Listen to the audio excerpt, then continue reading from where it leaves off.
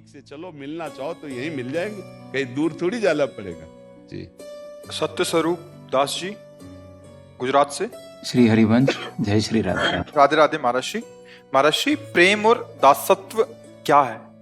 दासत्व से ही प्रेम प्रकट होता है, प्रेम पुष्ट होने पर ही दासत्व सिद्ध हो जाता है। दोनों एक दूसरे के ऊपर। जब हम अपने आराध्य देव की दासता करते हैं, सेवा करते हैं, तो प्रीति प्रकट होने लगती है, और जब प्रीति परिपक्व हो जाती है तब दासता सिद्ध हो जाती है। दासता सिद्ध होना, स्वामी को आज्ञा नहीं करनी पड़ेगी, स्वामी के मन में जो चल रहा सेवक के मन में आ जाएगा। समझ रहे हो? अभी हम दासता जब करते हैं तो आज्ञा के अनुसार करते हैं, स्वामी को सुख पहुंचाना, उनकी सेवा में रहना। फिर जब दासता में प्रीति उत्पन्न होती है तो हमारी दासता सिद्ध हो जाती है। मन मन की रुचि जान नेह विधि अनुसरें, मेरे गुरु के मन में क्या चल रहा है, अब गुरु के आगे की सेवा मुझे क्या करनी, पूछने की जरूरत नहीं है। उसके जिसकी दासता सिद्ध हो जाती है ना, जो गुरु जी का मन वही शिष्य का मन, उसके मन में स्फुरित हुआ, वो कार्य कर रहा है। आज्ञा की जरूरत नहीं, पूछने की जरूरत नहीं। गुरु और शिष्य दोनों समान हो गए, स्वामी और सेवक दोनों समान हो गए। दासता सिद्ध होने पर वो सेवा भाव, उसको पूछना नहीं पड़ता, जानना नहीं पड़ता। अभी प्रारंभ में दासता होती है आज्ञा के अनुसार चलना। अब आज्ञा के अनुसार चलने पर स्वामी पे प्रीति होती है, और वो प्रीति जब परिपक्व अवस्था में आती है तो वो सिद्ध पुरुष हो जाता है। वो अपने स्वामी के मन की बात जानकर सेवा करता है। स्वामी की रुचि के प्रतिकूल तो हो ही नहीं सकता, और आज्ञा की जरूरत नहीं। जो स्वामी के मन में स्फुरित हुआ वो सेवक ने कर दिया। पंडित रामकृष्ण बाबा यहाँ के सिद्ध महापुरुष थे।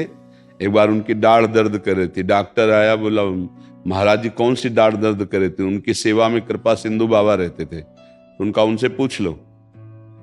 उन्होंने अपनी दाढ़ ऐसे देखी और उनका दाहिनी तरफ की दाढ़ दर्द कर रही, दाहिनी तरफ की तीसरी दाढ़ में, जाओ बाबा की। तो सब आश्चर्यचकित हो गए कि दाढ़ दर्द बाबा की कर रही और ये यहाँ की बता रहे हैं। क्यों?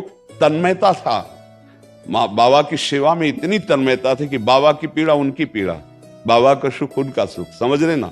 स्वामी की स्थिति ही सेवक के हृदय में प्रकाशित हो जाती है, तब माना जाता है कि दासता सिद्ध हो गई है। जैसे श्री हनुमान जी महाराज सिद्ध दासत्व का दर्शन करा रहे, भगवान की प्रत्येक इच्छा का अनुमोदन करके, वैसे राम काज कीने बिनु मोहि कहाँ विश्राम। हर समय भगवान की सेवा में तो स्वामी बिक गए। देखो हनुमान जी से क्या कहते राम जी, प्रति उपकार करो का तोरा, सन्मुख हुए न सकत मनु मोरा। तुम सन तात उरिन में नाही। अरे ये तो कितनी गजब की बात कह दी। अखिल कोटि ब्रह्मांडों के परमात्मा सेवक से कह रहे कि अब तुमसे मैं उरिन नहीं हूं, मैं तुम्हारा उपकार बदले में कुछ नहीं कर सकता, जैसी तुमने सेवा की। तो स्वामी सेवक के अधीन हो गए। सेवा शुरू हुई थी तो सेवक स्वामी के अधीन था, जब प्रीति हुई, सिद्धावस्था आई, तो स्वामी सेवक के अधीन हो गया।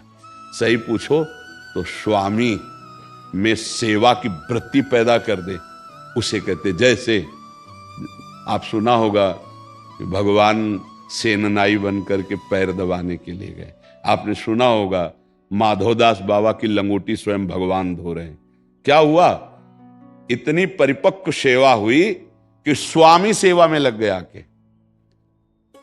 जब संतों के चरित्र सुने ना, तब पता चलता है। तो दासता से प्रेम और प्रेम से सिद्ध दासता। समझ पाए आप? हाँ।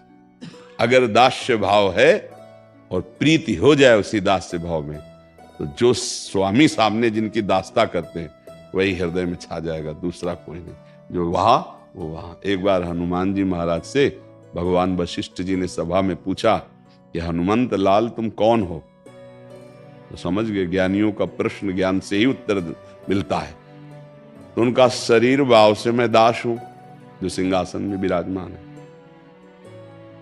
और जीव भाव से ये अंशी हैं, हम अंश हैं, और स्वरूप भाव से जो वहां सियाराम जी सिंहासन में विराजमान है वही यहां विराजमान है, उनके सिवा कोई है नहीं। क्या उत्तर!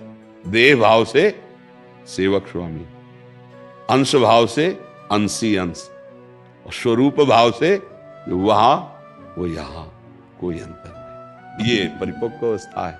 जो सामने सेव्य वही हृदय में सेव्य विराजमान हो जाता है। सेवक का मन, बुद्धि, प्राण सब सेव्य हो जाता है, इष्ट देव हो जाते हैं। समझ पाए आप? तो जैसे प्रभु मैं किसी का भला कर दिया तो मेरे को बड़ा दुख मिलता है। भला करने पर महाराज